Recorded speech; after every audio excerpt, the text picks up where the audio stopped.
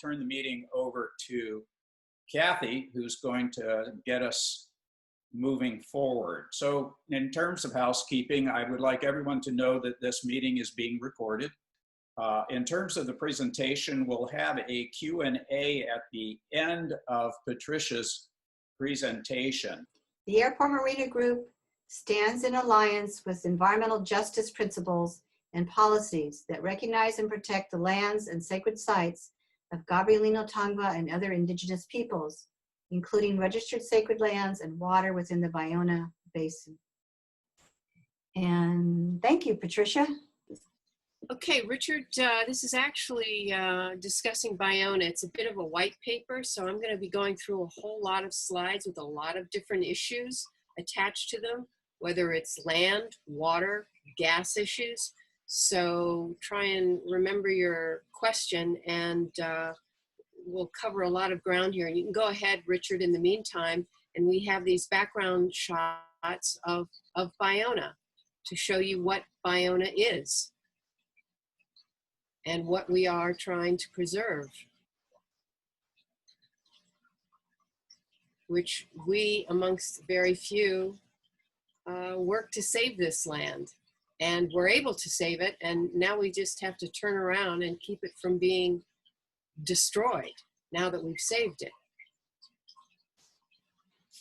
And what prompts this outreach is to discuss what the Department of Fish and Wildlife is doing with the final environmental impact report, which is essentially the same as the draft environmental impact report and not changed by CDFW. And how are we going to be dealing with this? But it was released despite Fish and Wildlife's own admission of major errors in their flood capacity engineering plans and specs that had to do with the channel itself. And the federal counterpart for the environmental impact statement, the Army Corps of Engineers permitting, relies upon accurate fish and wildlife data for the DEIR, the FEIR. Therefore, the federal review will not be released anytime soon, according to our sources at the Corps. Fish and Game has to fix its errors, which they figure will take about a year, and then it'll take about another year for the Army Corps to be able to review that. However, we continue to work on these issues and don't take anything for granted, because obviously it could be certified at any time, and we are prepared to litigate should that happen and feel that the document is thoroughly inadequate. So while we continue to push for a true restoration based on what was promised to the public and stakeholders, and based upon the documented history and science of the site, which is that Ballona is a predominantly seasonal freshwater wetland. And yet, the entire premise of the EIR that was created by the Santa Monica Bay Restoration Commission and the California Coastal Conservancy, who contracted to have the EIR studies done, was all based upon a premise of restoring the ebb and flow of the salt water to Ballona, which is a thoroughly inadequate and inaccurate assessment of what Ballona is, and it all generates actually from the 1999 timeframe when the Coastal Commission was involved with the site and their lawsuit that was settled post haste. And they didn't do the environmental study of the site and simply called it a salt marsh. And the Army Corps was involved in that. Fish and Wildlife was involved in that. So it has rather come down through the years with this false premise that Travis Longcore and others have since done the studies paid for with public bond money to show what the true history of Ballona is, which is predominantly a seasonal freshwater wetland. And you'll see parts of that coming to when you, as you see this water here, one of the main tenets of this restoring the ebb and flow of water to Ballona is the idea that Ballona is dying because it is what? It is drying out. And yet, it is not drying out. it is having all of its water diverted, drained, and so on, which we'll also get into here. SoCalGas, as you can see in this, is in the pink area, and that's where their area of influence is in a general sense. The area actually can extend under Playa Vista. Studies have shown that we even have helium coming up in Playa Vista, which is one of the markers of SoCalGas's gases. But that is a controversy that is important. But the main thing is that we know that this is a high gas area and that SoCalGas operates it under high pressures, and that we do have problems with these gases. 2011, SoCalGas was shut down by the Division of Oil and Gas because it had reservoir leakage. And if you look up, Richard, to the Marina del Rey Harbor entrance channel, the little upper left there, right in that area, which is where the coral trees are that Kathy just spoke to, there's the apartment complex there that has a well that was leaking reservoir gases, which is one of the wells, in addition to wells on the south side in the facility area that are actually slant wells that were found to be leaking reservoir gas to the surface, and it was shut down for nearly a year. We have on the left-hand side, we have SoCalGas corporate interests, and then to the right, we have the Playa Vista corporate interests, which we'll also get into. But the diagram that I'm showing you here is the plan that the Coastal Conservancy and the Bay Foundation, a private entity, which the leadership of that is the same, it was at the time, of the Santa Monica Bay Restoration Commission, which has since been dissolved through legal means and other reasons for that, which we are still having to fight to maintain that division now. But as you can see, Richard can show you the line. The red line there is not actually a wall, but it is the levee, which is 30 to 40 feet tall and is approximately 200 feet wide. That entire red line area is essentially a kill zone for wildlife, because all that can be planted according to Army regs is grass, so that you can ensure the fact that there are no creatures burrowing into the side that may cause damage to the levee. And the yellow areas are the 30 to 40 foot berms that we believe are essentially a flood control device to keep any tsunami waters from reaching the Playa Vista area. And U.S. Fish and Wildlife, in their FEI or DEIR comments, the Draft Environmental Impact Report, cited that this was fill. Make no mistake about it, this is fill. This is not creation of upland habitat. This is simply fill. And the area inside the red lines, as you can see, those contour lines show how they're going to be digging it out.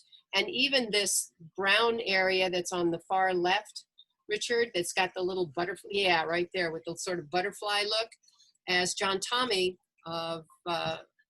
had stated, he's one of our Native Americans who's been working on this site for forever, stated it, if you look at it alone, you can see where it would stop water even from coming in through there, act as a buffer to water headed towards Playa Vista. But you know what?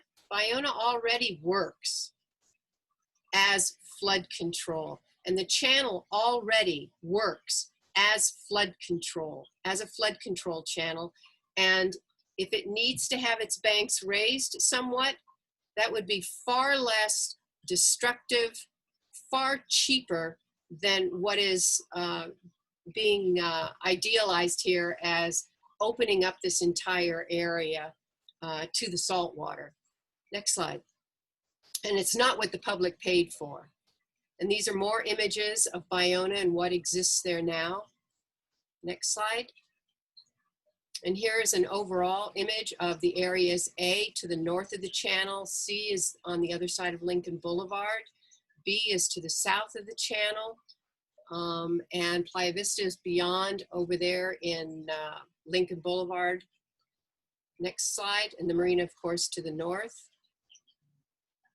And this is just an overall watershed map. showing it all culminating out along the Ballona wetlands there. Next slide. And there you see the Ballona Channel once again, the different ecological areas, A, B, and C, D being the area that Playa Vista has taken. And over on the left, you see that long lagoon area is Ballona Lagoon Marine Preserve, which I was one of the founding members of Ballona Lagoon Marine Preserve, getting that saved from turning it into boat slips and that sort of thing. And Del Rey Lagoon there is on the bottom. Next slide. Here we get into the gas issues, which we can talk about later, but this is what Grassroots Coalition went to the city of LA when we first discovered gases in the Ballona Channel. And we worked with the Department of Building and Safety. I'm still in touch with the main person from Building and Safety from the grading division that helped us garner a review of the gas issues that was not in the EIR for Playa Vista anywhere. So we garnered Exploration Technologies from Texas and another company from Wyoming, and they came in and put gas sampling all across the site. The SoCal Gas underground gas storage area is a general image there just to signify that they are there, but the larger red blob areas are some of the highest gas seepage areas found anywhere in the world, according to Exploration Technologies. So it was of extreme concern. There was concern at the time for the Lincoln Boulevard fault, which was along Lincoln Boulevard, which is still a potential from a standpoint of it being a conduit, a major conduit. And we have seen gases raising in that area, including in the freshwater marsh area and over at the school site where you see that arrow where it says proposed elementary school. There is now an elementary school there, and they had to shift it over because it was always in a high gas area. And LA Unified rejected it twice because of the gas issues, and ultimately allowed it to go in with the help of the Department of Toxic Substances Control oversight. But during that time frame, from when ETI measured low gas levels, by the time the school was built, it had high gas levels. And one of the things that in working with Building and Safety, we worked with the Building and Safety Commission as well, and we ended up with a new methane code, the citywide methane code, and Playa Vista has its own code called the Playa Vista Methane Prevention, Detection, and Monitoring Program. And the highest level of gases is Tier 3, and that's what that school site area has to deal with. Next slide.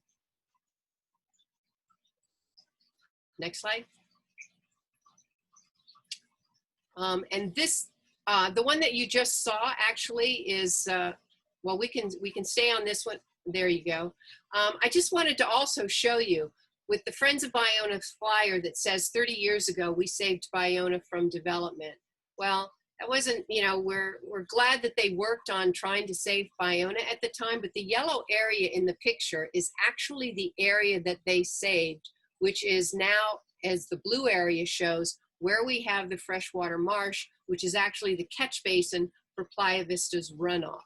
And it was a good habitat area that was very controversial at even having them put their catch basin on the side of the land that ultimately was saved. And as you can see, those dotted areas down there, that was all intended to remain as a park area. And the area to the north of Jefferson or Culver right there was slated for development also, which was stopped after Building and Safety said because of the gas issues of SoCal Gas, you cannot build residential, anything residential west of Lincoln Boulevard. They considered it to be too dangerous, which was ultimately what Playa Vista saw and went to Gray Davis, and they started working to raise bond money to sell the land, which is what it says in the copy there pretty much. They also said there are groups that oppose, the Friends of Ballona make this claim that there are groups that oppose any restoration that could bring back Ballona. That's the most absurd thing. Obviously, we would all like to see Ballona restored, But what we would like to see is the restoration of water that is being drained. Grassroots Coalition has had lawsuits with Fish and Wildlife and Playa Vista for illegal drains on the site. And if we go to the next slide, as we get to later slides, I'll show you where they are dewatering and diverting water away from Ballona.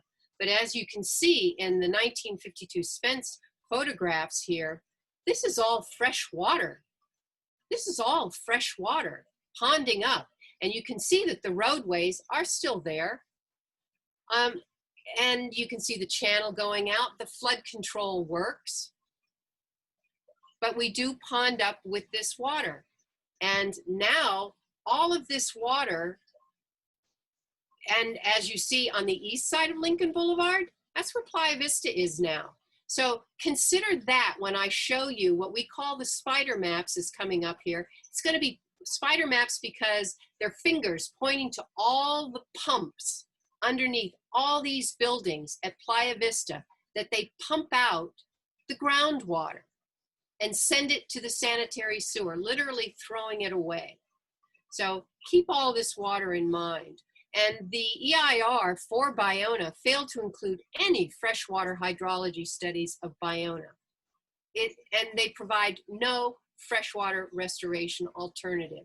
So what is truly behind the, turning this into a saltwater bay? And we believe there's money to be made. Next slide. For corporate entities, this is not for wildlife. And this is one of the older shots showing the oil wells down there. This is before the channel was there. And this shows, if you look up to the top where the little circle is, you can see that was the opening for Ballona Channel. It never came out to the ocean. Shelley Luce was just commenting in something that the Land Trust put out, that they have an audio of her comments discussing how the channel just totally took away the river outlet that went to the ocean. Well, as we know from the studies done by Travis and others, Travis Longcore, it didn't happen that way. The channel, these waters never broke through to the ocean but for extreme storm years. And it would sand up again and become a predominantly freshwater area. And we can see here that the Corps realized that the end of the channel at this point in time was taking the fresh water from inland and dumping it into what they knew was a freshwater wetland. But also key here is notice how the channel, go up with it, Richard, and you can see it zigzag. That zigzag, because it was zigzagging, overflowed because it could not move that water out fast enough. So it flooded throughout this whole area. And the Corps was sued, others were sued, and they ultimately straightened that channel to what it is today to have it cut through directly out to the ocean. So as the inland built up with all the hardscaping, all that runoff would move quickly through the channel out to the ocean. And it has worked ever since. Okay, also I wanted you to note how narrow the beach is through here. See that little spit that's there? Well, the city later on got into a mode of creating and enhancing the beach all along Santa Monica Bay, and we'll see that later. And also keep in mind that opening to that little lagoon area is a man-made opening. But for people dredging that out, it would not stay open. Okay? Oh, and by the way, if you look up there at the corner of Lincoln and Jefferson there, that's University City Syndicate. And you'll see also in some later slides that it is leaking over top that with oil fields gases now. And Playa Vista was the last operator to abandon that. And we're working to see that re-abandoned properly now. Okay, next one. And here's more freshwater ponding all across Area A. This is, when you have a typical year, this is what happens. Next slide. Here you have frog eggs. Frog eggs and frogs don't exist in salt water. They don't exist. And they're a lot of us that remember the chorus of frogs that we also have documented that exist throughout this area that we would like to see remain. Next slide. And this is actually in amidst the pickleweed. Now these are the aquifers that underlie all of Ballona and to the east. You can see where the Charnock Fault is. You can see where the Pacific Ocean is. And Ballona's aquifers are classified as potential drinking water by the State Water Board. And the laws down below, the Porter-Cologne Groundwater Protection Act, Sustainable Groundwater Management Act, all disallow harm to the groundwater volumes and quality. And Porter-Cologne in particular, you are not even allowed to put in like contamination. You have to clean it before you can add it there. And even 8888, Department of Water Resources, which is from the 60s, disallows the wasting of water. And this is all key because this water has been totally eliminated in the EIR. I mean, it's just simply not discussed. And so when you think of allowing that saltwater intrusion in and the contamination of these aquifers, we believe it is, I don't know how they're getting away with even promoting this idea, except that if you don't tell anyone that something could happen, it never gets addressed. Well, we're telling people, look, these are freshwater aquifers underneath here. And SoCalGas, in a litigation for Prop 65, which are chemicals that could cause birth defects and cancer, lost in a lawsuit based on the documentation from Grassroots Coalition, Public Utilities Commission investigation and litigation against SoCalGas, which ended roughly 2007-8.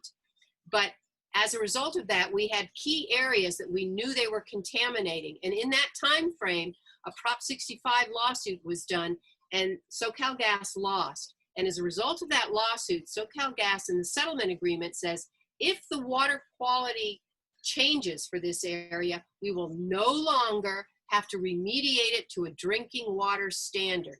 So this Prop 65 lawsuit required the remediation to a drinking water standard. And do we want to let them off the hook for keeping this water clean?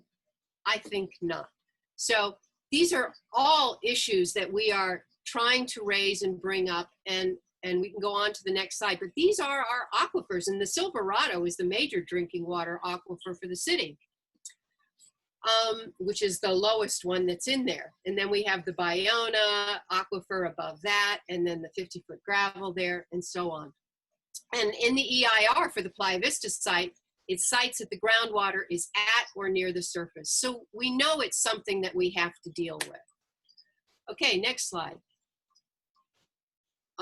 Here is something that John Tommy actually created for me to show the volumes of water that we have from the Regional Water Quality Control Board, their permits, and don't confuse this water with, well, we'll get to that, but this water that the water board is dealing with is the old Howard Hughes site contamination.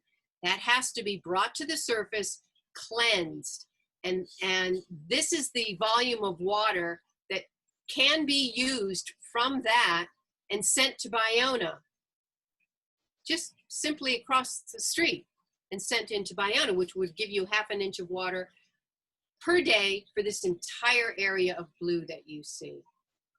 So, next slide. And that is for the Howard Hughes contamination. This slide, all those lines point to buildings, and this is for phase 2 in the middle. Go to the next slide. You can go ahead and go to the next slide. And here's phase 1.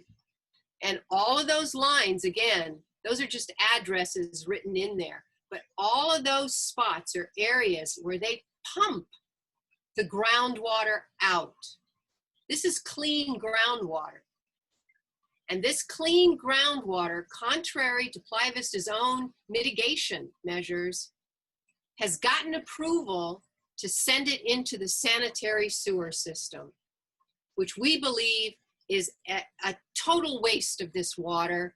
They are harming Ballona by diverting all of this water away from Ballona. We already know that the illegal drains that are over in the area that Richard's circling right now, that the Coastal Commission considered that harmful to Ballona's hydrology.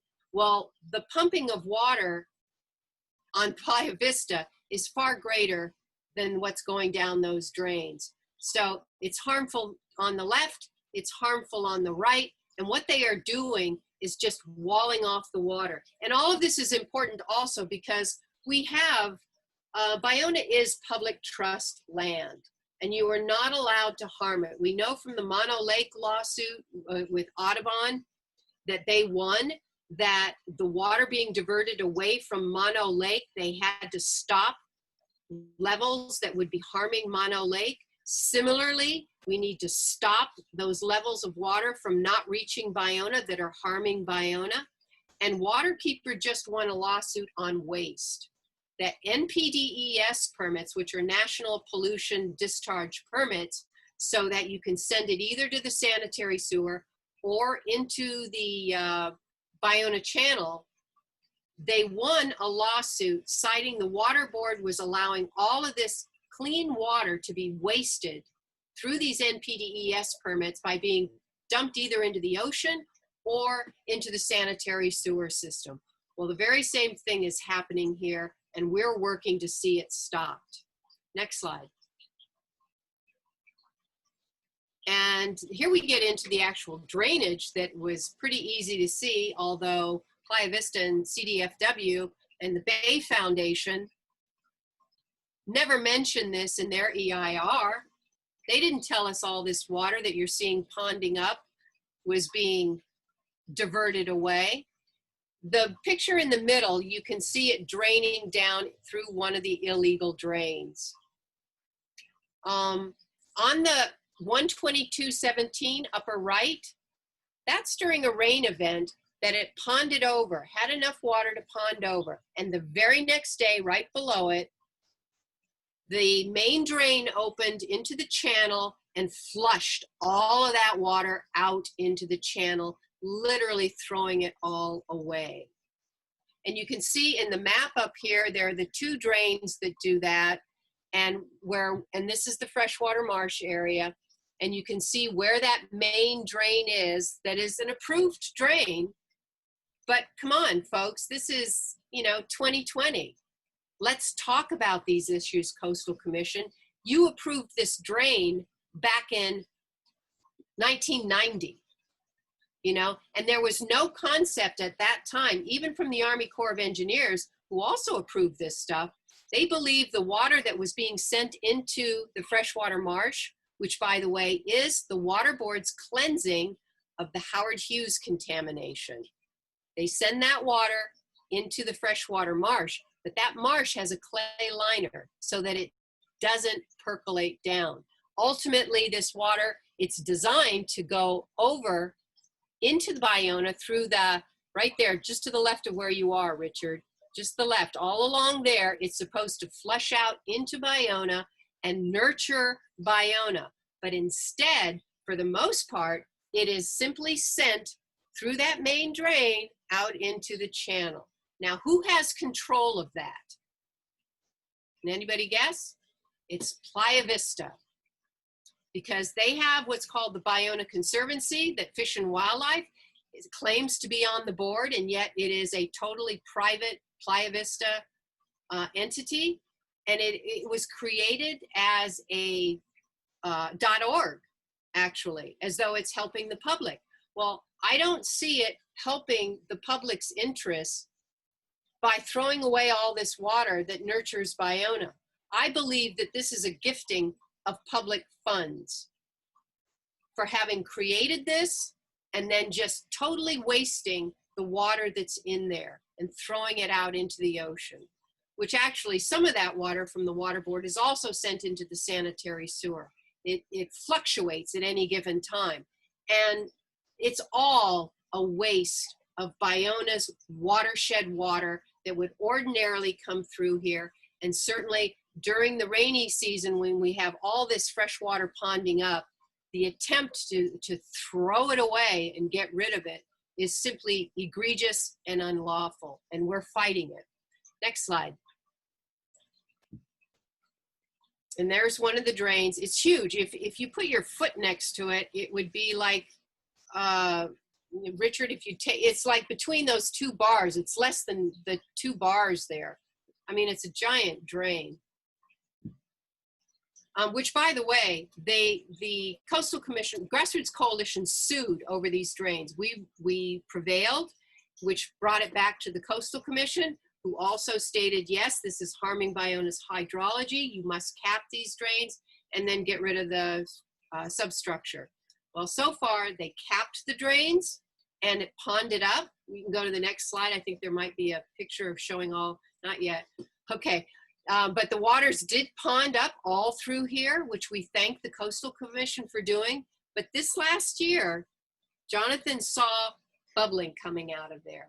So, and I took a gas meter down there. So not only within a year, these drains are no longer sealed. And as you can see, they have weep holes, and the other one on the other side has weep holes down further even. So we have no idea, because the caulking that they put in there is breached. We know it's breached because there's outgassing coming out, which, as it turns out, when I took a meter there, it is not just air. It is methane gas, because we know it's a volatile gas, because I took just a volatile gas meter down there and established that. So you have that, and you have the ability for it to be draining again because the thing is breached. So we don't have CDFW acting in a responsible fashion, because who's finding this stuff? It's us finding this stuff. It's Jonathan out there seeing this stuff that we bring to their attention, and it's always like a knee-jerk reaction. Next slide. This harks back to the gas again. This happens to be a bag of gas that I was in a kayak with my husband in another kayak. And this was for the Burning Questions series of television stories that got the Edward R. Murrow Award, Peabody Award, all kinds of awards for the investigation we did regarding the Playa Vista site and all of the outgassing that it was occurring there. This includes the freshwater marsh area. That this is what's outgassing there. It's obviously volatile gas. And there is actually no dispute that this is oil field gas coming up and out of here. It's just a matter of how do we get the State Lands Commission, who are acting as an absentee landlord or with a marsh, to get Playa Vista to re-abandon that well. It's in all their contracts to take care of this land and not let it harm, you know, and it is their well. So, but we're working on that as well with CalGEM.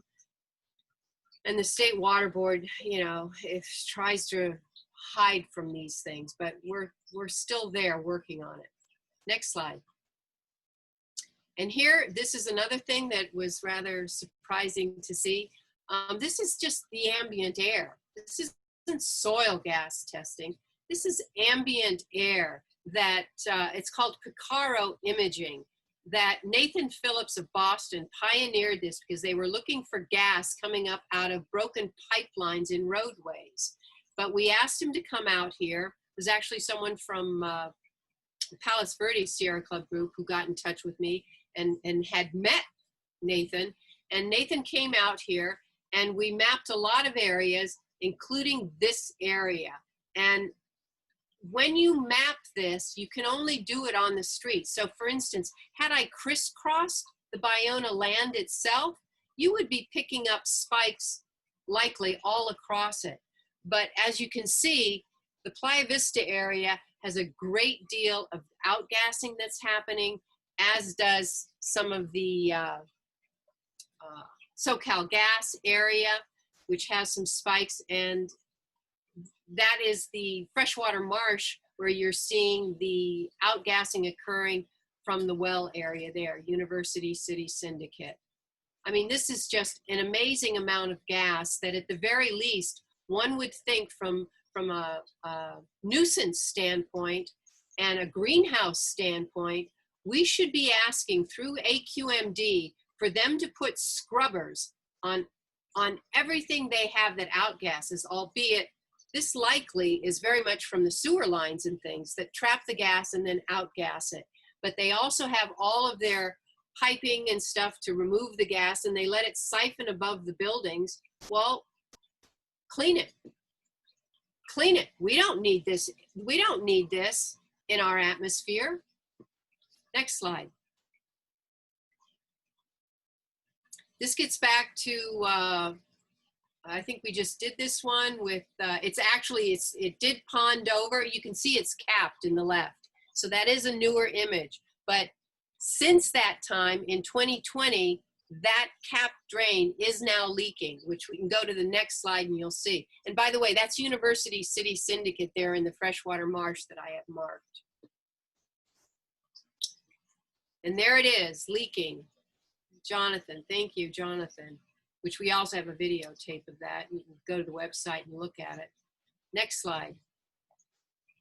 And here is University City Syndicate's location, which Division of Oil and Gas did come out and years ago and did a GPS. They located it. It had, you could barely see any bubbling at this location. There is more bubbling just to the west of here, which is a gusher, which is where I got that bag that you saw torching. But we now have this much gas coming up over University Syndicate. And this is what Exploration Technologies, who I'm still in touch with, and other gas experts from Texas and Tom Williams here in Los Angeles are all saying is dangerous. And they have made, created their own input and written input to CalGEM, citing the fact that this is a dangerous situation and it needs to be fixed. Next slide. And there's a close-up of it. And you can see, obviously, this is a tree on our shore that it's a close-up kind of brings it even closer, but you could spit from the ground to where this is outgassing. And we do have now the water boards involved. We have a Cal EPA complaint into them regarding this, and they have been communicating with State Lands Commission, Department of Fish and Wildlife, and Playa Vista, which of course we, as usual, have to keep putting in Public Record Act requests to find out what's going on. However, the water board has been pretty upright about this and forthright about what's been going on, but we need to continue to push to see this fixed. Next slide. And this has to do with the presentation that Walter Lamb from the Land Trust gave regarding presentation of the Santa Monica Bay Restoration Commission, all having to do with the miscalculation on that flood control that Richard's showing right there above the red arrow that needs to be fixed. But I also want to remind you, look at the top left where it says 2004 timeline. This is a memo from 2004, right after we purchased. Restoration planning is expected to take 3 years and cost up to $2 million, not $200 million, $2 million, okay? So there was a switch that happened in this, and it was a switch that the public didn't pay for. It was a switch that the bonds didn't know about, and we want to go back to what was the public paid for.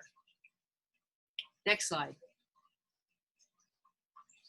Here's John Tommy did a landscape showing us the overlay of the state's plan for Ballona with the mountains in the background and at the base of the bluff, and you can see what it would look like from out here.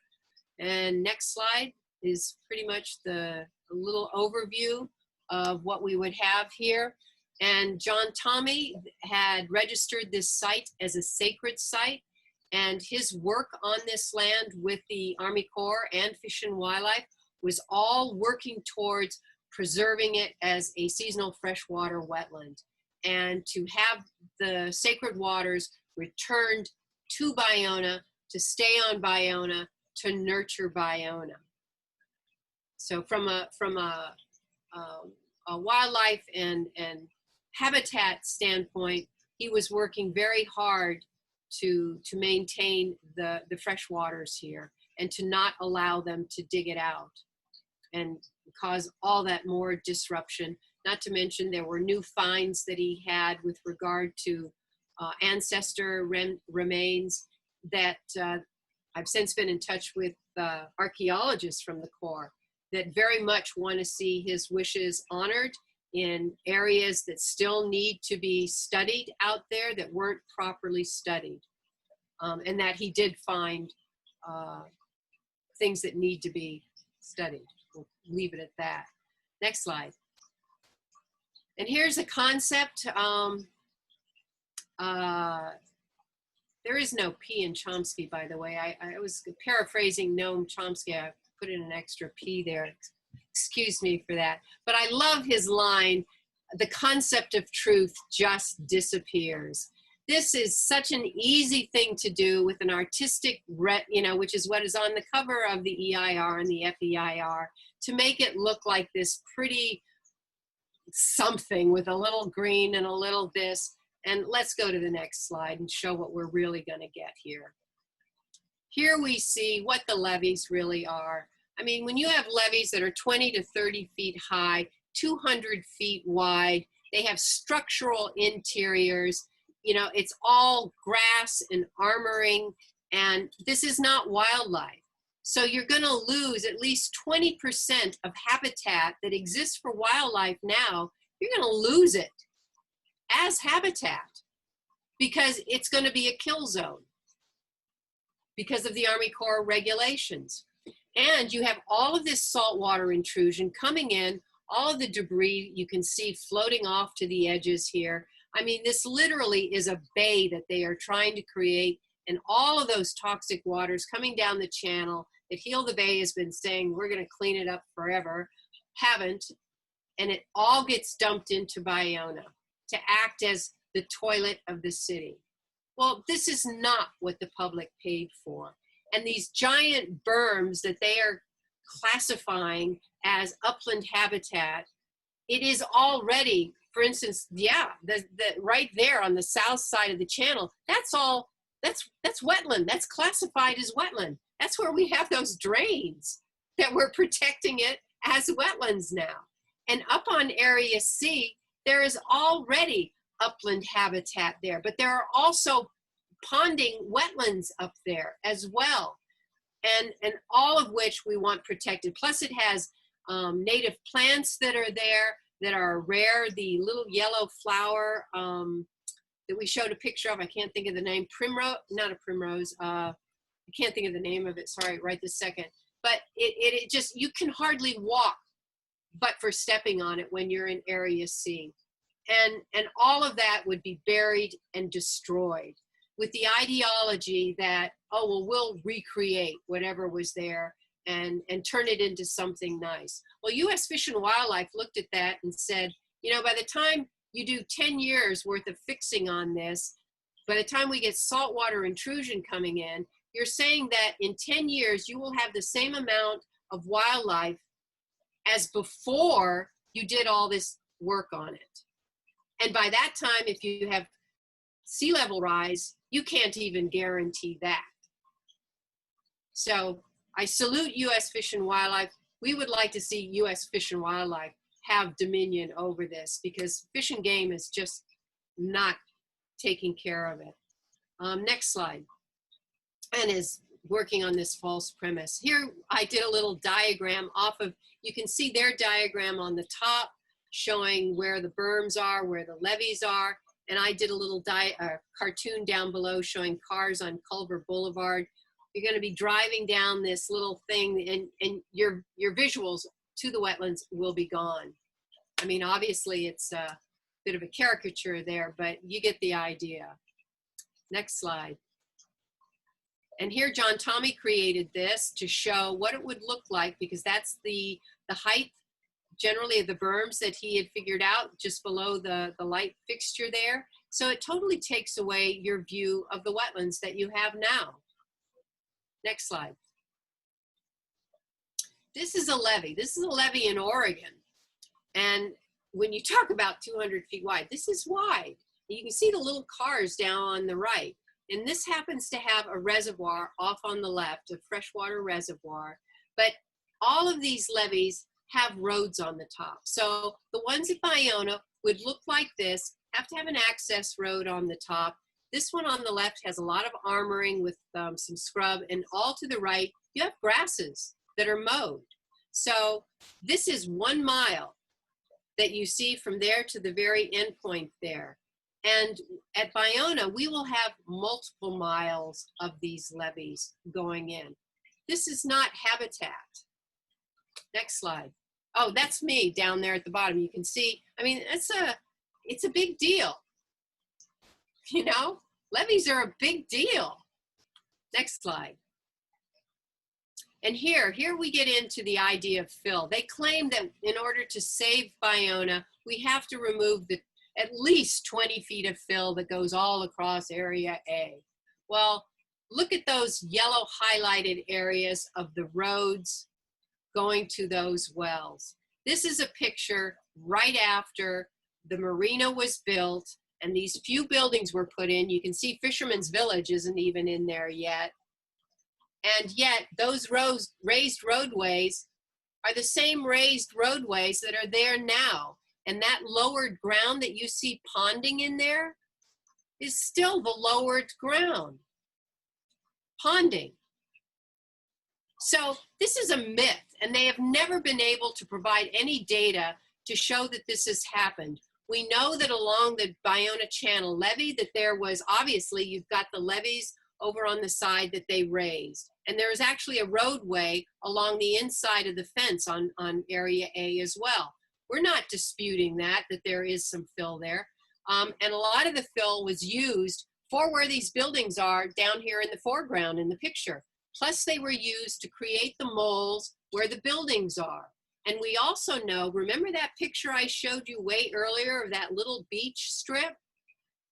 The documents show from House Document 389 and the building of the marina that there were 5 miles, at least on either side of the channel, this soil from the marina was dispersed to create a wider beach. Let's go to the next slide, see if you can see it.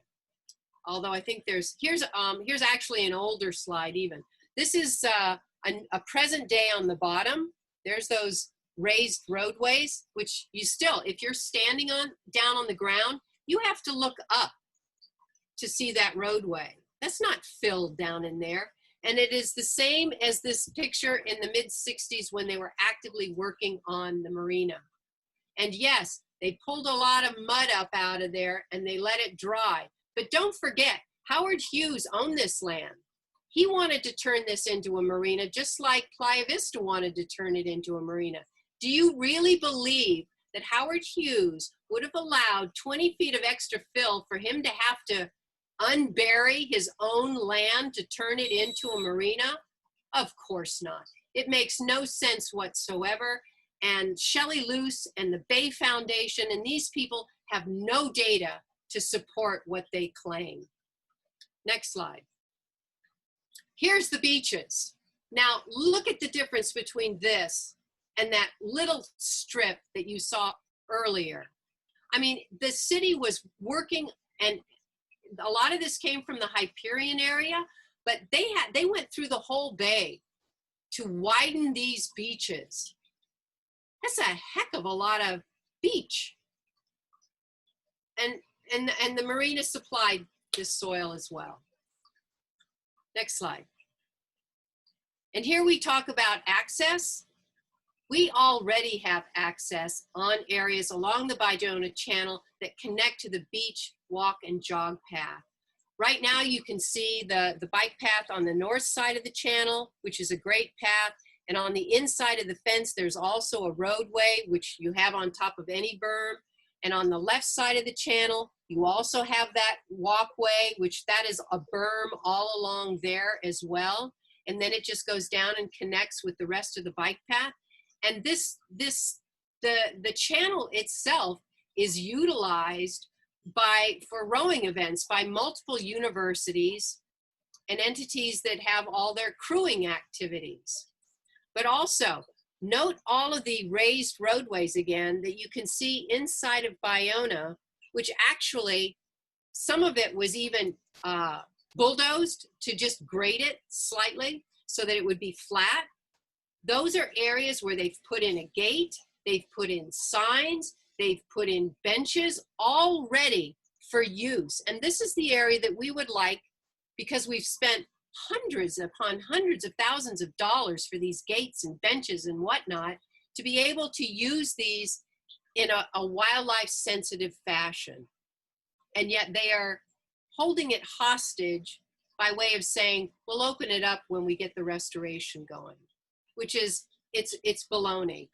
I mean, this is such a wonderful area that we can already do this as it's being done on the south side in areas that we've already paid for.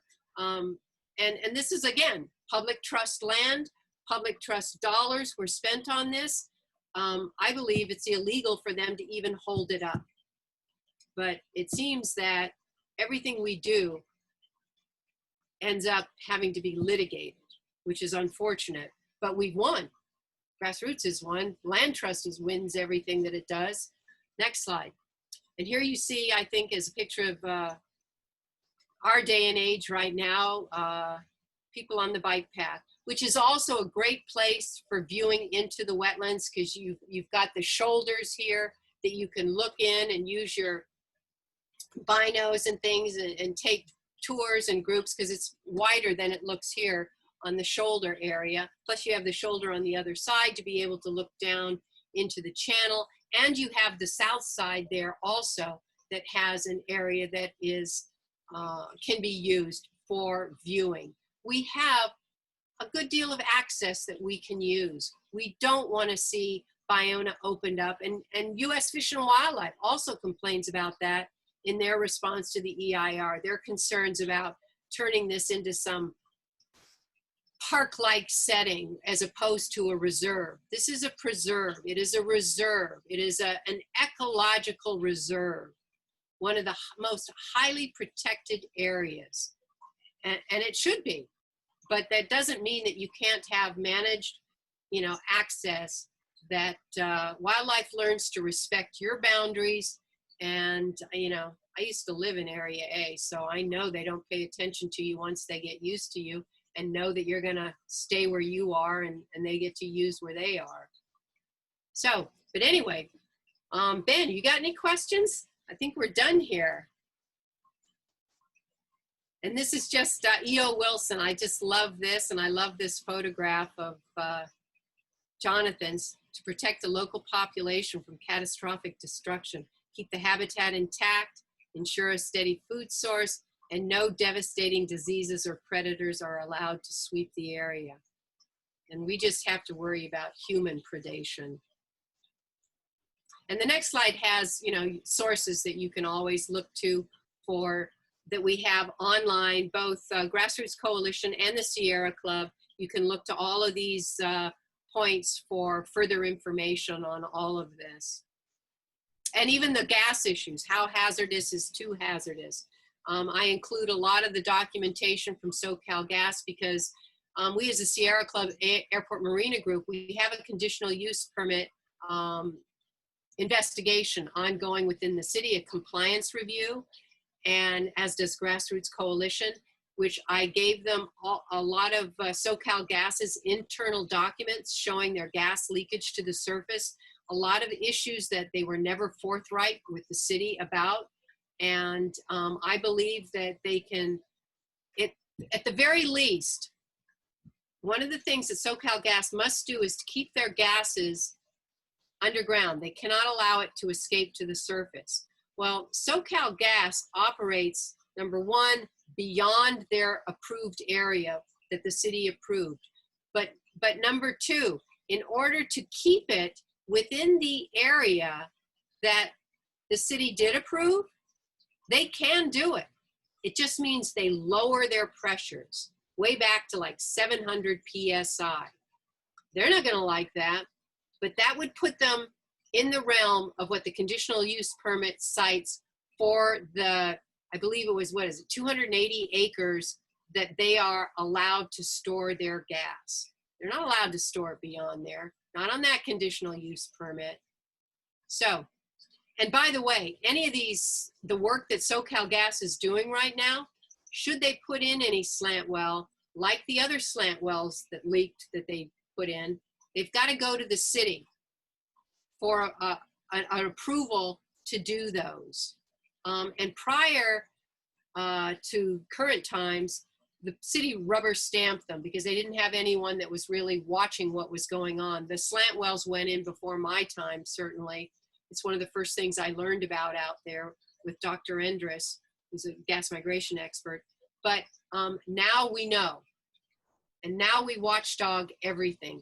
And what we need to do is go to Bonin, we need to go to Koretz, we need to go to Ben Allen and talk to them about what is SoCal Gas doing right now. Because if they are in anticipation of their Fish and Wildlife's plan to happen,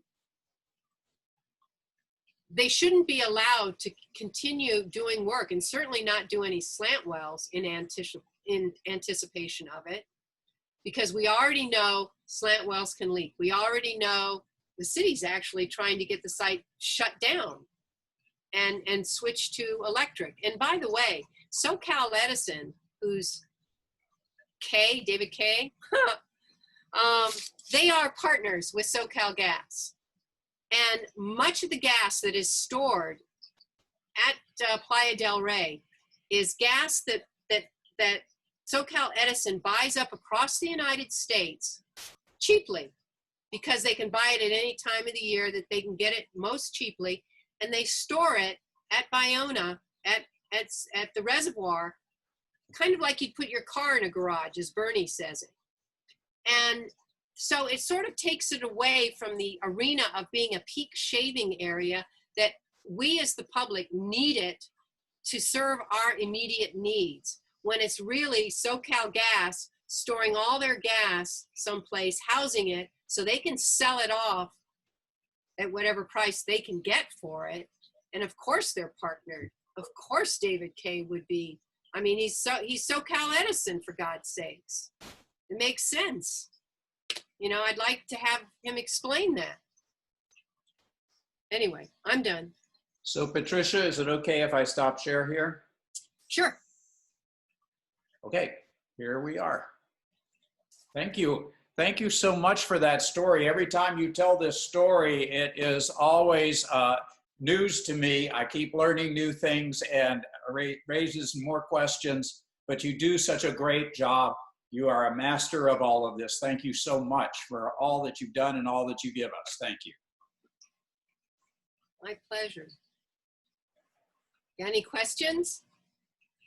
Because I've been looking at some of the Playa del Rey emails going out on their neighborhood watch, and a lot of people are saying, and even SoCal Gas is saying things like, well, don't worry, we're actually shrinking our footprint because we're getting rid of wells. We're going to be taking them out.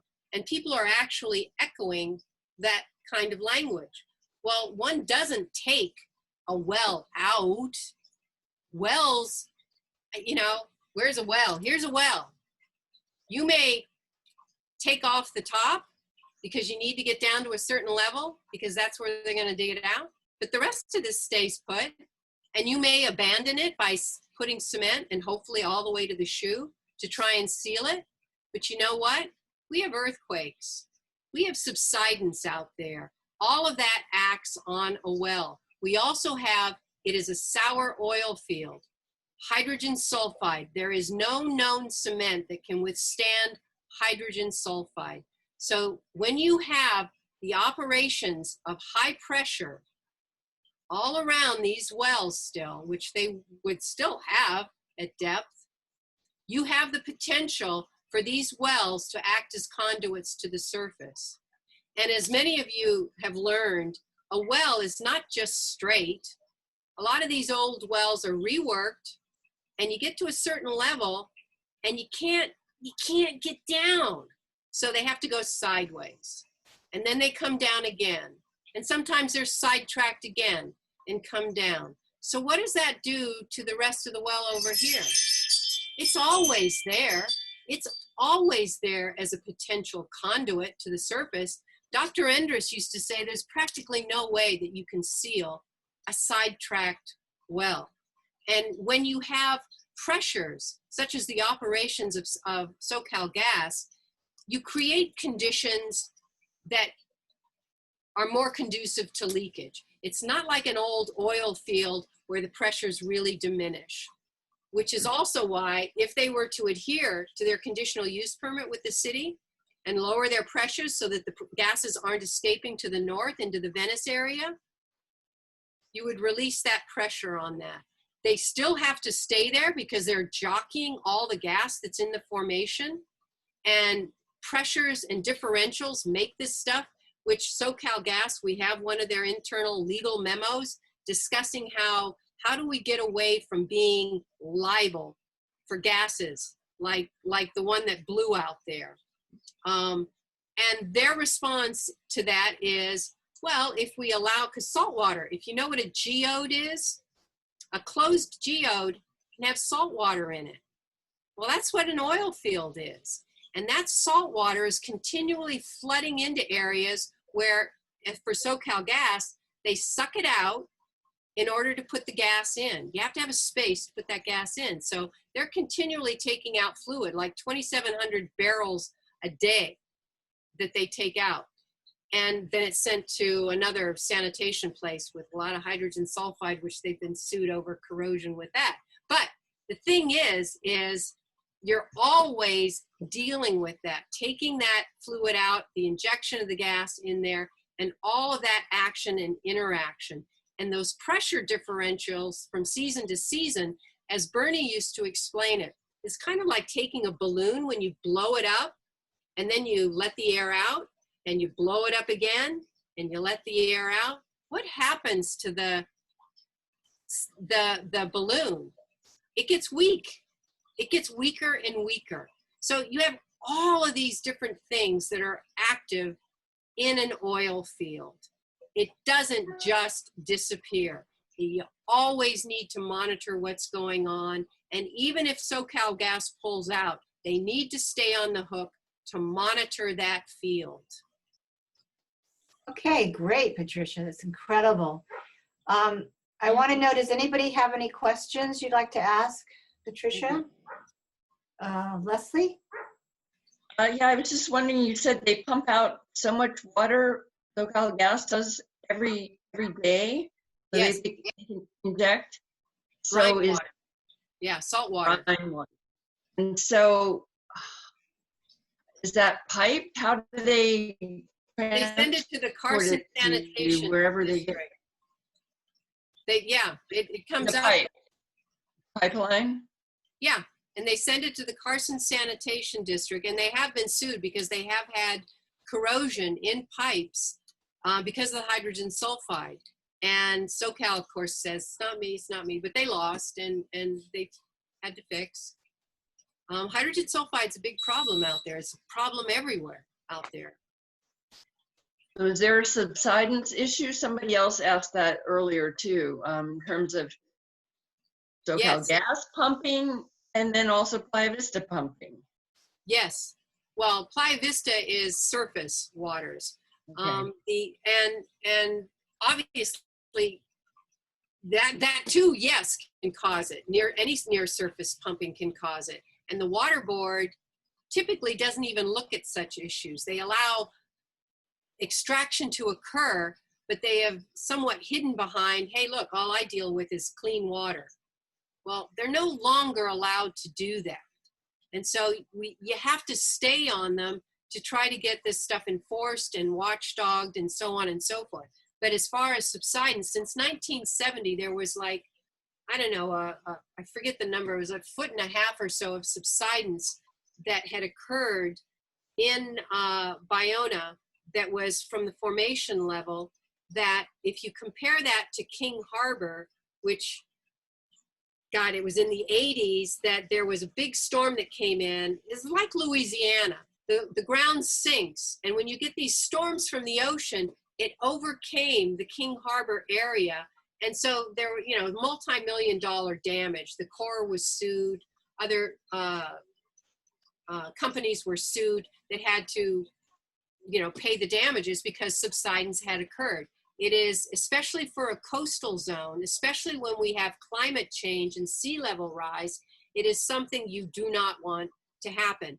And SoCalGas has been injecting fluids into Area A, which I haven't had time to track, Oh, but it is really? something that they have done off and on through the years, is injecting fluids, yeah, down into the formation. So do they not need a coastal permit for that, or something from the water board? What, I mean, they, Now that would seems like be they would from need some. CalGEM. That would be dealing with CalGEM because it's deep. But yes, we had a subsidence study done on Playa Vista, which at first Playa Vista argued there's no subsidence, and they were using some guy from the city that I called the guy up, and he said, oh yeah, Playa Vista had called me and asked a question. And anyway, he ended up turning around saying, don't ever use me again. That is not what I said. And there was a transverse study done that Bernie looked at and reviewed, and we have his paperwork on that. And he says, yes, there is subsidence that's been occurring there. And through the coastal area there's a bowl of subsidence that has occurred. And this is not my opinion. This is what Bernie has written up in some of his papers. And Bernie's a gas migration expert, and his are, in the main, Society of Petroleum Engineer peer-reviewed papers. And he was the expert. He and John Robertson and Chillingar and Gayerovich, they focused on this area. Okay, we have a couple of questions in the chat box, and one of them is repeat the contact to save the coral trees and her phone number. I'll just say that real quick. The contact is treesofthemarina.com, and the contact is Catherine, Kathryn Libuser, Libuser, on Facebook. Phone number 310-351-4503. And we also have people who are interested in seeing the recording again. Sure. Is We there have anything? multiple versions of this now. What'd you say, Patricia? I said we have multiple versions of this presentation now. It kind of depends on what someone wants to know more about, but Well, it covers a lot of stuff. This was really good. It covered pretty much everything. It's amazing what's going on. Jason, did you have a question? You have to unmute yourself. Okay. Thank you. Thank you. Yeah, I guess I'm new to this conversation, so you know, this is probably obvious for a lot of people. But so is there also the issue that there's proposed development in this area, and that's why these berms are going to be built? Or Development, you mean as in condos or human habitat stuff? yes.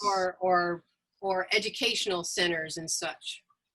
The only one that I know about is the one that Department of Fish and Wildlife said wasn't going to happen, and yet it is still in the EIR, and that's the parking garage that is over by Fisherman's Village, that they want to take that whole space, which is those parking lots over there, we would like to have back, because they were originally done during the Olympics, and they put in gravel that it was only supposed to be temporarily for the Olympics that were in LA, but it sort of got grandfathered over, and then it got blacktopped, all on top of pickleweed, and it started to be used.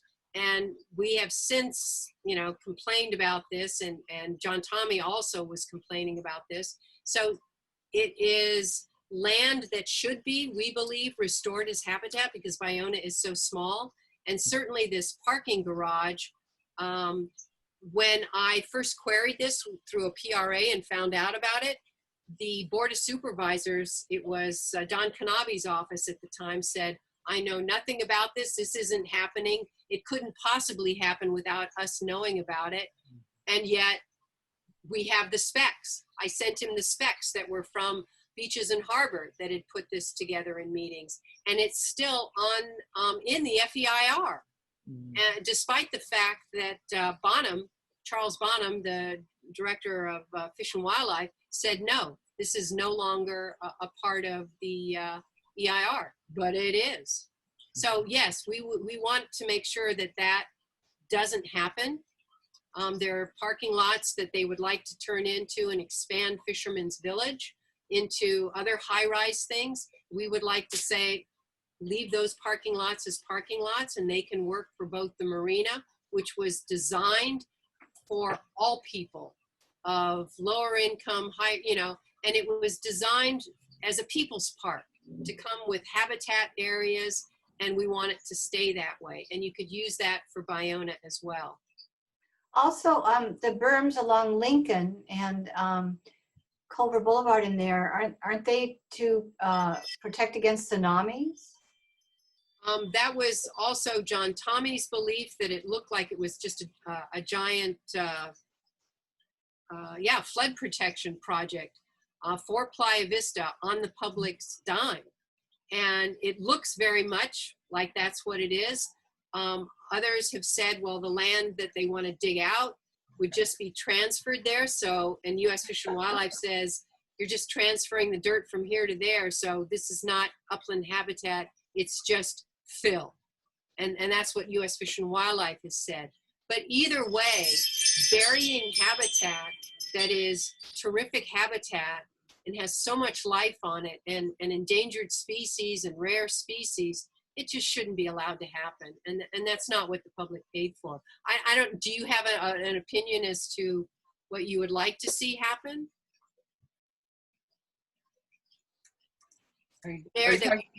Yeah. Jason? Yeah, Jason, because I've not heard from you on these issues. I mean, we're always open to listening to other people's thoughts. Yeah, I'm so new to the conversation that I'm just gathering information at this point. I live in Redondo Beach. I used to live in Culver City. I used to live in Venice Beach. I guess when you talk about the elimination of Area C, Mm-hmm. why would that occur? That would, like, what's behind that? I know you did a great job like lining it all out, but this is so new to me. It's like all new information. So like, why would that happen if it happened?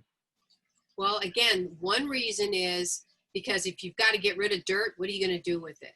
If they want to dig it out and turn it into a bay, they would use conveyor belts to simply keep it all up onto Area C. And then and instead of saying, yeah, this is fill, we'll call it upland habitat that we're creating. See, we're creating all these different types of habitats the way we were supposed to. But don't forget, I mean, if you are, and yes, actually, it would act as a wall to keep a lot of that inland tsunami wave, should it come, away from Playa Vista. Well, we didn't pay to protect Playa Vista. We didn't want Playa Vista there in the first place. They built on top of wetland habitat, and they shouldn't have done that. So whatever problems they have, they can deal with it on their side of the street now. But they cannot harm Ballona. They have litigation with the city also, that they have made agreements that nothing that the development has or does will harm Ballona. And yet that's what's happening with this diversion of water, certainly. And if they are behind, and we're talking about the big boys on the block. I mean, we don't just pick little guys to pick a beef with. I mean, this is Morgan Stanley, Dean Witter, Goldman Sachs, Ulico, I mean, unions. This was huge what we were up against, and literally won this land. Heal the Bay was not a part of trying to win it back. They were continually taking money from Playa Vista and from SoCal Gas. The Trust for Public Land negotiated the deal, but you know what? When they negotiated the deal, they negotiated for top dollar for Playa Vista. And Trust for Public Land has a lot of developers that are Trust for Public Land people. Well, they negotiated for top dollar, but what did Building and Safety decide? And the city council decided. They decided no residential development west of Lincoln Boulevard because it was too dangerous. As a matter of fact, if the 50-foot vent wells that were for the Playa Vista site didn't work, the site was considered too dangerous to develop. Now, we still have to deal with those 50-foot vent wells because they don't work. And everyone that lives at Playa Vista has a cloud there. They have issues They're going to have to deal with it. Playa Vista doesn't want anyone to talk about. But right now, that's not my problem. I just know that it doesn't work. But for everything over here, they weren't allowed residential, and residential was top dollar value. And that's what Trust for Public Land negotiated. Trust for Public Land failed to include all of the studies that showed the danger of being over the underground gas storage, which comes through that whole area. They didn't include the information. They basically said in the appraisal, go look at see what the city has. And then they let them sell it for top dollar residential value. I find that fraudulent. And Trust for Public Land, I know some of the people, and they said, well, hey, we had 3 appraisals. Well, one of those appraisals, at least, was done on the other 2 that were already done. And none of them discussed the gas in any detail. And they certainly didn't discuss the fact that the city said you cannot build residential over there. So you're playing with, you're playing with a lot of corporate interests here. And SoCal Gas, why would they like to see Ballona dug out? Well, number one, if you allow all that saltwater intrusion, I have a lot of records from SoCal. They know that on the west end at that saltwater interface with the ocean, those wells will corrode along that interface because of the saltwater. Forget hydrogen sulfide, you've also got saltwater. So if you allow all that saltwater intrusion, that also is going to start corroding all of these wells and corrode all along the interface of wells that exist out there. So you're creating more of a hazard. And yet, it'll be underwater. People won't be there to see it if it's bubbling. So they'll say, just like University City Syndicate in the freshwater marsh right now, they'll go, it's out in the open. Who cares? Well, I care. If nothing more, then it's a nuisance, it's greenhouse gas, and the law says you cannot allow a well to function as a leaker like that. You're just not allowed to have whatever gas come to the surface. If there's oil field gas there coming to the surface, a well cannot act as a conduit, period. Richard. Okay, you might want to also speak to the issue of the danger of the escaping, migrating, and outgassing events that historically occur here. Because one of the dangers there in 2018, the California Commission of Science and Technology did a study that said that this was one of the most dangerous underground gas storage facilities in California.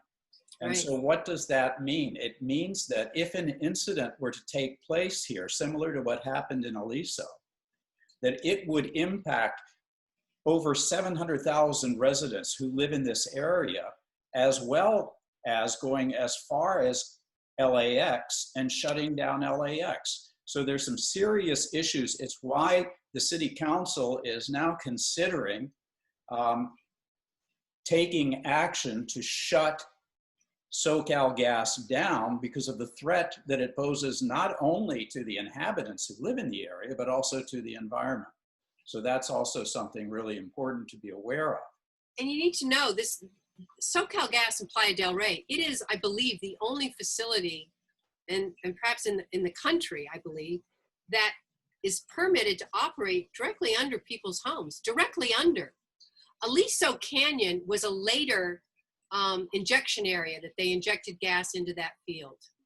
And they created a mile buffer zone because SoCal Gas knew they had problems at Playa del Rey. So they created a mile buffer zone at the Aliso Canyon. And we all know what good that did. So certainly directly under people's homes is not a good idea. And also the Playa Vista development has this experimental gas mitigation system. It's never been done before on land that was a wetland. As you saw in that one of those early photos, there was tons of water over there east of Lincoln. There was a wetland and a subject to subsidence. And, you know, it's not a really, you know, safe thing. And this is experimental. They've never done anything.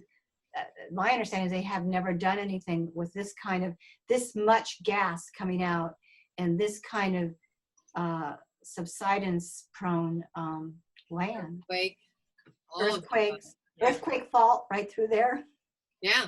I mean, it's sad. Oh, I'll show you. Here's this is what ETI created. They added University City Syndicate in here, and these are, you can see all of those cracks, and the underlying thing is the gas moving up through all those chutes.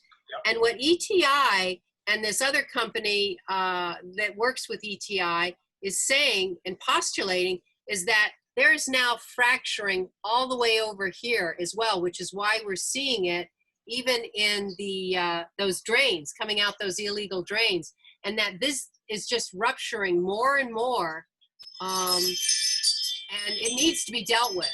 Otherwise, it's a hazard right where it is, and it's also a hazard because the gases tend to move, they move up dip, which is towards Playa Vista. So it's creating more and more of a hazard. It's a big deal. And we're so lucky to have these experts. They're working pro bono on this because they care. It's got some good guys out there. So it's 8:29. We usually close at 8:30. But are there any other last questions anybody has? Okay. Jason, you want to get more involved or? Yeah, I'm interested in finding out more. I'm involved in a number of different things, so I'm trying to figure out where I'm like targeting my focus right now. I'd like to find out more though. And you mentioned Friends of Ballona, but that's different, right? Yes. What's their take on this whole thing? Well, their take was they weren't going to fight for any more land. When I first went to them, I brought up the gas issues, and they didn't want to deal with it when they had their lawsuit going against the Coastal Commission for a land use plan. And as it turned out, well, we were right about all the gases, but meanwhile, they had a settlement agreement, and that little area, that yellow area, is all that they garnered. And since that time, they have literally been confusing the public and weren't a part of trying to save the rest of Ballona. So we were working against this confusion that they would always put out, because once they settled with Playa Vista, part of their settlement agreement said they had to go along with what Playa Vista wanted and bolster what they said. And also, had they found certain species in certain areas, like Belding Savannah Sparrow, which is an endangered species in Area A, Playa Vista would have had to have more mitigation as a result. So the Friends of Ballona were over here saying, oh, well, the Beldings never nest in Area A. You know, so I'm out there with Belding experts from the downtown, Natural History Museum, with guys going, yeah, that's nesting behavior in Area A. And, you know, all these years we've had to fight against this all the time. So I think that a lot of people that are a part of the Friends that just go out there and do weed pulling and things, I don't think they understand a lot of the background on this, but the top players in this have done a lot of damage because they weren't willing to go for more land. And at the time they settled, Ruth Lansford called me and said, we're settling. I just wanted you to know that. And I said, well, does that mean you want me to back out? And she said, no, I would never tell you to do that. But since that time, you know, it's clouded. It has clouded issues that we've had to work double time. And the fact that we've been able to save this land, you're talking about so few people that have really worked and accomplished this.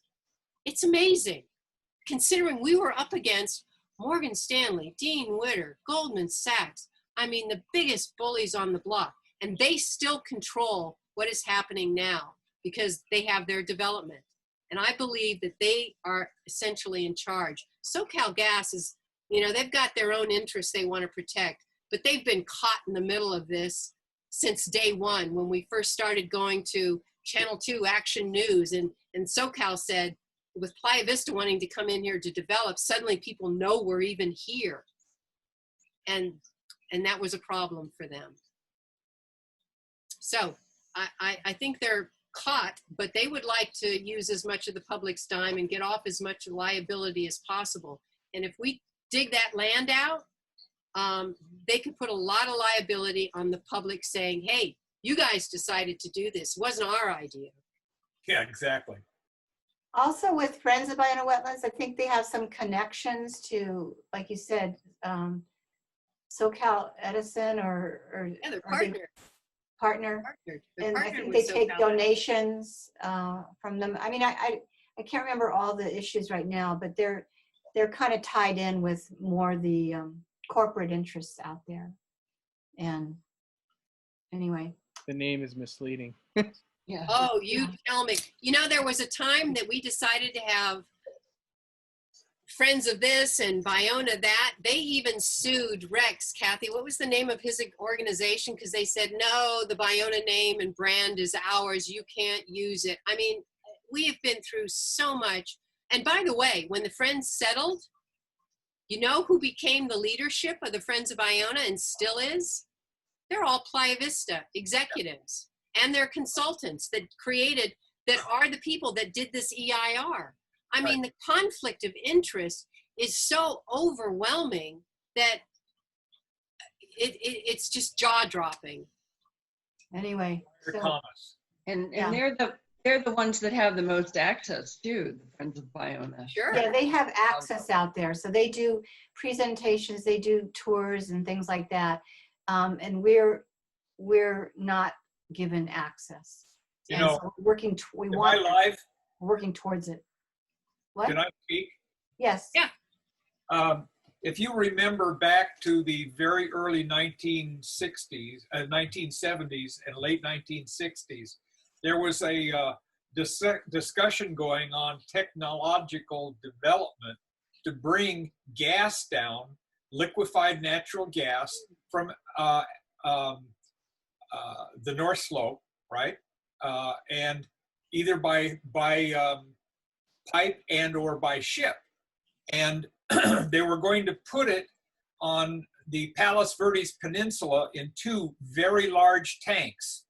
And I said, do a calculation and determine, because that was 1 trillion cubic feet of gas, right?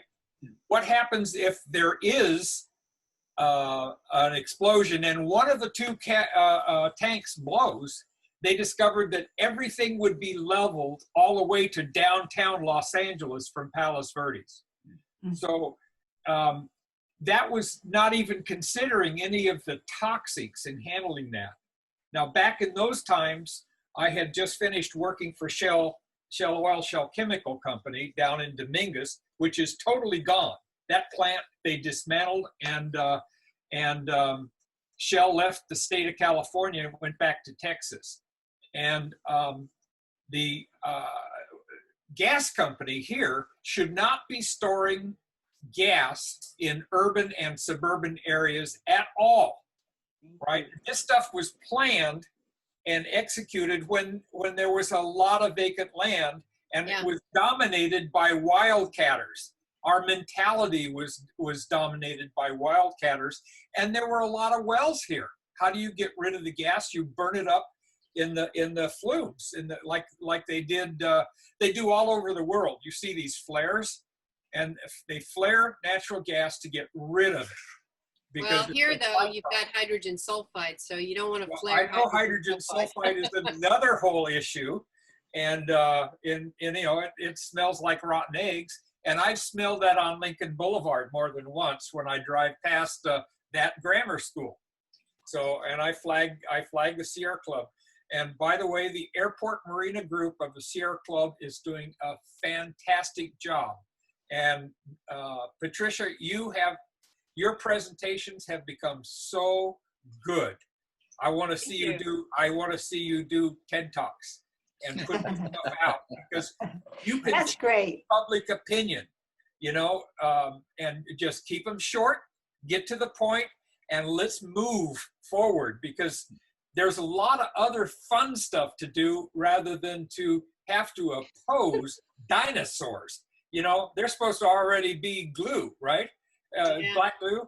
And so anyway, thank you, Airport Marina Group. You're doing a fantastic job. I wrote in favor of, you know, of this kind of a project 35 or 40 years ago, and I abandoned it 2 years later.